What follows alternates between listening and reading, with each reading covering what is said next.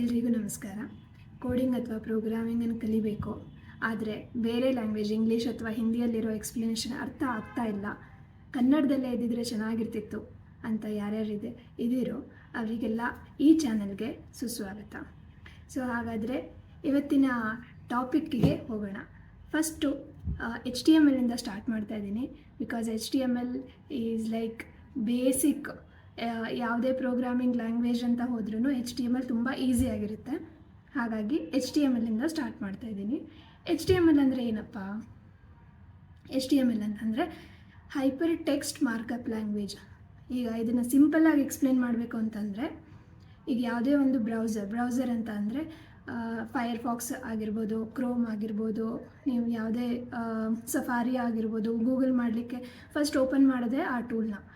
ಅದನ್ನು ಓಪನ್ ಮಾಡಿದಾಗ ಅದರಲ್ಲಿ ಏನೇ ಬರುತ್ತಲ್ಲ ಅದೆಲ್ಲ ಒಂದು ಫಾರ್ಮ್ಯಾಟಲ್ಲಿರುತ್ತೆ. ಅಂದರೆ ಒಂದು ಬ್ರೌಸರಿಗೆ ಅರ್ಥ ಆಗಬೇಕು ಅಂತ ಅಂದರೆ ಅದಕ್ಕೆ ಅರ್ಥ ಆಗೋ ಥರ ನಾವು ಎಕ್ಸ್ಪ್ಲೇನ್ ಮಾಡಬೇಕು.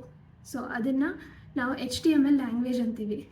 ಆ ಲ್ಯಾಂಗ್ವೇಜಲ್ಲಿ ಬರೆದಾಗ ಮಾತ್ರ ನಿಮ್ಮ ಬ್ರೌಸರು ಯಾವುದು ಕ್ರೋಮ್ ಇರ್ಬೋದು, ಸಫಾರಿ ಇರ್ಬೋದು, ಅವಕ್ಕೆಲ್ಲ ಅರ್ಥ ಆಗುತ್ತೆ. ಅದು ನೀವು ಹೇಳಿರೋ ವೆಬ್ಸೈಟನ್ನು ರೆಂಡರ್ ಮಾಡುತ್ತೆ. ಅದಕ್ಕೆ ಇದನ್ನು ಹೈಪರ್ ಟೆಕ್ಸ್ಟ್ ಮಾರ್ಕಪ್ ಲ್ಯಾಂಗ್ವೇಜ್ ಅಂತಾರೆ. ಇದು ಯಾವುದೋ ಒಂದು ಲಾಜಿಕಲ್ ಲ್ಯಾಂಗ್ವೇಜ್ ಅಲ್ಲ.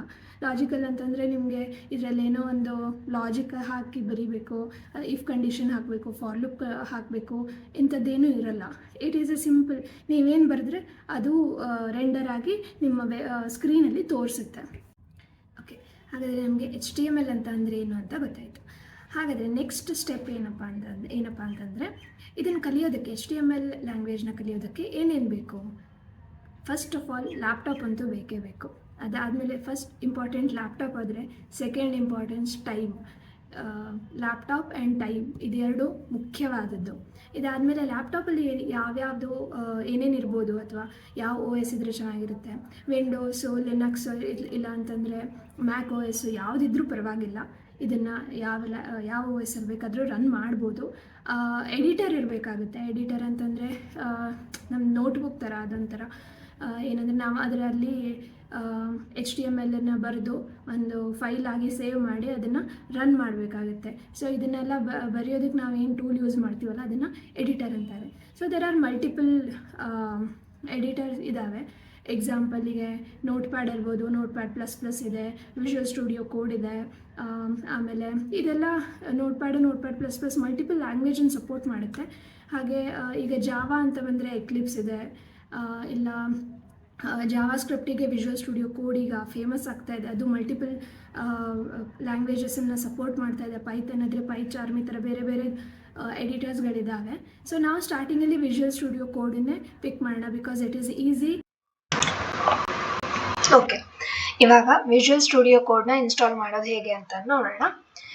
ನಿಮಗೆ ನಿಮ್ಮ ಹತ್ರ ಯಾವುದು ಬ್ರೌಸರ್ ಇದೆ ಅದನ್ನು ಓಪನ್ ಮಾಡಿ, ಕ್ರೋಮ್ ಇರ್ಬೋದು, ಇಲ್ಲ ಫೈರ್ಫಾಕ್ಸ್, ಇಲ್ಲ ಬ್ರೇವ್, ಯಾವುದಾದ್ರೂ ನಡೆಯುತ್ತೆ.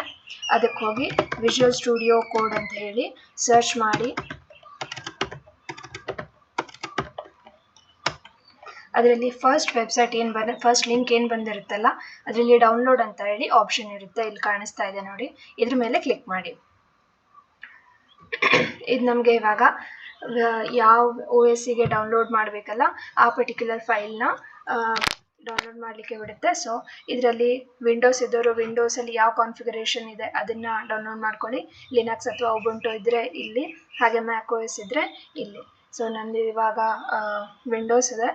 ನಾನು ಆಲ್ರೆಡಿ ಇದನ್ನು ಇನ್ಸ್ಟಾಲ್ ಮಾಡಿಟ್ಕೊಂಡಿದ್ದೀನಿ. ಮತ್ತೆ ಡೌನ್ಲೋಡ್ ಮಾಡಲಿಕ್ಕೆ ಹೋಗಲ್ಲ. ಇದ್ರ ಮೇಲೆ ಕ್ಲಿಕ್ ಆದ ತಕ್ಷಣ ಆಟೋಮೆಟಿಕ್ಕಾಗಿ ಡೌನ್ಲೋಡ್ ಫೋಲ್ಡ್ರಲ್ಲಿ ಡೌನ್ಲೋಡ್ ಆಗಿರುತ್ತೆ. ಇಲ್ಲ ಅಂತಂದರೆ ನಿಮಗೆ ಆಪ್ಷನ್ ಕೊಡುತ್ತೆ ಎಲ್ಲಿ ಡೌನ್ಲೋಡ್ ಮಾಡಬೇಕು ಅಂತ ಹೇಳಿ. ಡೌನ್ಲೋಡ್ ಆದ ತಕ್ಷಣ ಅದು exe ಫೈಲ್ ಇದ್ದರೆ, ಇಲ್ಲ ಅಂತಂದರೆ ಉಳಿದಿದ್ದು ಯಾವುದೇ ಇದ್ರೂ ಜಸ್ಟ್ ಡಬಲ್ ಕ್ಲಿಕ್ ಮಾಡಿದರೆ ಅದು ಇನ್ಸ್ಟಾಲ್ ಆಗುತ್ತೆ ಆಟೋಮೆಟಿಕಲಿ. ನಾನು ಆಲ್ರೆಡಿ ಇನ್ಸ್ಟಾಲ್ ಮಾಡಿಟ್ಕೊಂಡಿರೋದ್ರಿಂದ ಇಲ್ಲಿ ಓಪನ್ ಮಾಡ್ತಾ ಇದ್ದೀನಿ.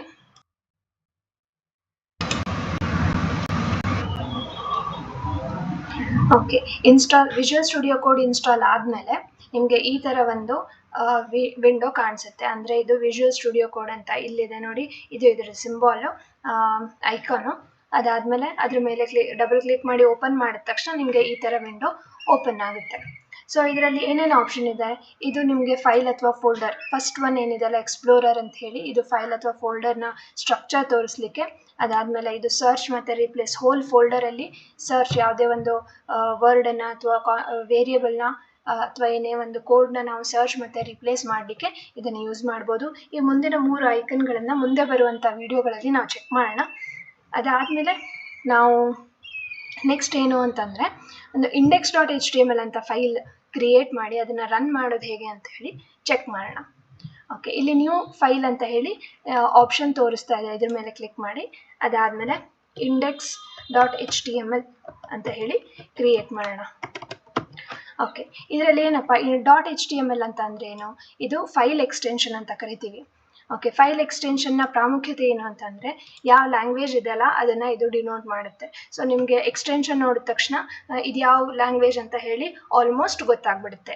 ಲೈಕ್ ನೀವು ಹೇಗೆ .mp4 ಇದ್ದರೆ ಇದು ವಿಡಿಯೋ ಫೈಲು, .png ಅಥವಾ JPG ಇದ್ದರೆ ಇದು ಇಮೇಜ್ ಫೈಲ್ ಅಂತ ಹೇಗೆ ನೀವು ಸಪ್ರೇಟ್ ಮಾಡ್ತೀರೋ, ಅದೇ ಥರ ಡಿಪೆಂಡಿಂಗ್ ಆನ್ ದ ಎಕ್ಸ್ಟೆನ್ಷನ್ ಇದು ಯಾವ ಲ್ಯಾಂಗ್ವೇಜ್ ಅನ್ನೋದನ್ನು ನಾವು 99% ಹೇಳ್ಬೋದು. ಒಂದಷ್ಟರಲ್ಲಿ ಗೊತ್ತಾಗಲ್ಲ, ಯಾಕೆಂತಂದರೆ ಎಕ್ಸ್ಟೆನ್ಷನ್ ಬೇರೆ ಇರುತ್ತೆ.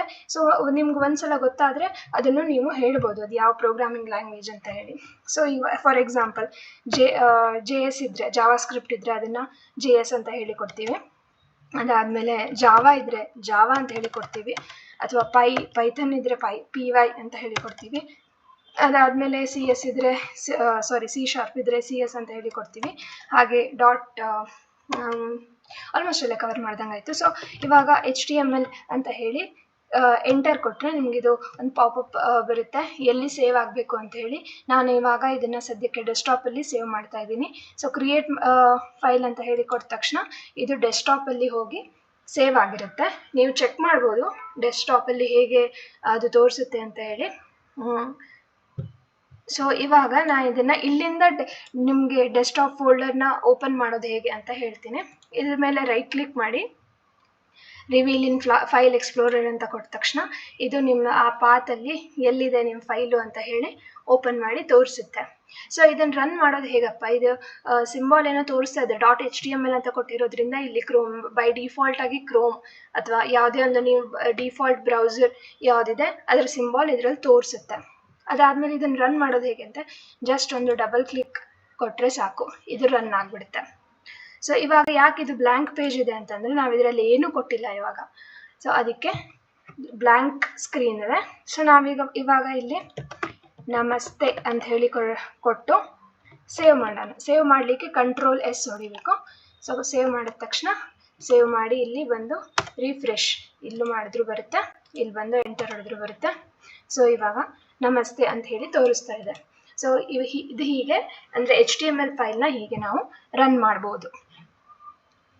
ಸೊ ಈ ಒಂದು ವಿಡಿಯೋದಲ್ಲಿ ನಾವು HTML ಲ್ಯಾಂಗ್ವೇಜ್ ಅಂತ ಅಂದರೆ ಏನು, ಬ್ರೌಸರ್ಸ್ ಯಾವ್ಯಾವ್ದು ಇರುತ್ತೆ, ಹಾಗೆ ಎಡಿಟರ್ಗಳಂದರೆ ಏನು ಅಥವಾ ಯಾವ್ಯಾವ ಲ್ಯಾಂಗ್ವೇಜಿಗೆ ಯಾವ್ಯಾವ ಎಡಿಟರ್ನ ಯೂಸ್ ಮಾಡ್ಬೋದು ಅಂತ ನೋಡಿದ್ವಿ. ಹಾಗೆ ವಿಜುವಲ್ ಸ್ಟುಡಿಯೋ ಕೋಡ್ನ ನಾವು ಡೌನ್ಲೋಡ್ ಮಾಡಿ ಇನ್ಸ್ಟಾಲ್ ಕೂಡ ಮಾಡಿದ್ವಿ. ಅದರಲ್ಲಿ index.html ಅಂತ ಹೇಳಿ ಒಂದು ಫೈಲ್ನ ಕ್ರಿಯೇಟ್ ಮಾಡಿ HTML ಫೈಲ್ನ ಯಾವುದೇ ಒಂದು ಬ್ರೌಸರ್ ಥ್ರೂ ಹೇಗೆ ರನ್ ಮಾಡೋದು ಅಂತ ಚೆಕ್ ಮಾಡಿದ್ವಿ.